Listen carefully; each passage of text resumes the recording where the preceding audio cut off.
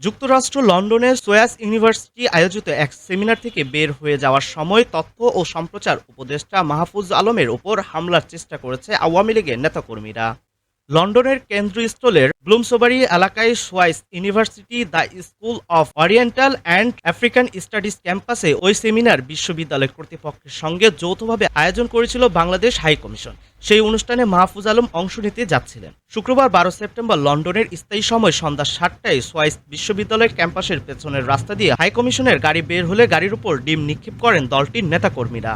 এ সময় হাই কমিশনের কালো রঙের বিএমডব্লিউ গাড়ির সামনে শুয়ে পড়ার চেষ্টা করেন তাদের কয়েকজন, কিন্তু পুলিশের হস্তক্ষেপে সেই চেষ্টা ব্যর্থ হলেও তারা গাড়ির ওপর ডিম নিক্ষেপ করেন। তবে ওই গাড়ির ভেতরে মাহফুজ আলম ছিলেন না বলে দাবি করেছেন লন্ডনের বাংলাদেশ হাই কমিশন। হাই কমিশনের প্রেস মিনিস্টার আকবর হোসেন বাংলাদেশের একটি শীর্ষ দৈনিককে বলেন, আওয়ামী লীগের কর্মীরা এই গাড়িতে মাহফুজ আলম আছেন মনে করে ডিম ছুড়লেও তিনি অন্য রাস্তায় অন্য গাড়িতে করে সুইস ইউনিভার্সিটি ত্যাগ করেছেন। পরে লন্ডনে বাংলাদেশ হাই কমিশনে জুলাই গণ অভ্যুত্থানের 1 বছর শীর্ষক এক আলোচনা অনুষ্ঠানে তথ্য উপদেষ্টা মাহফুজ আলম বলেছেন, আজ আমি আওয়ামী লীগের আক্রমণের কাছাকাছি পর্যায়ে ছিলাম।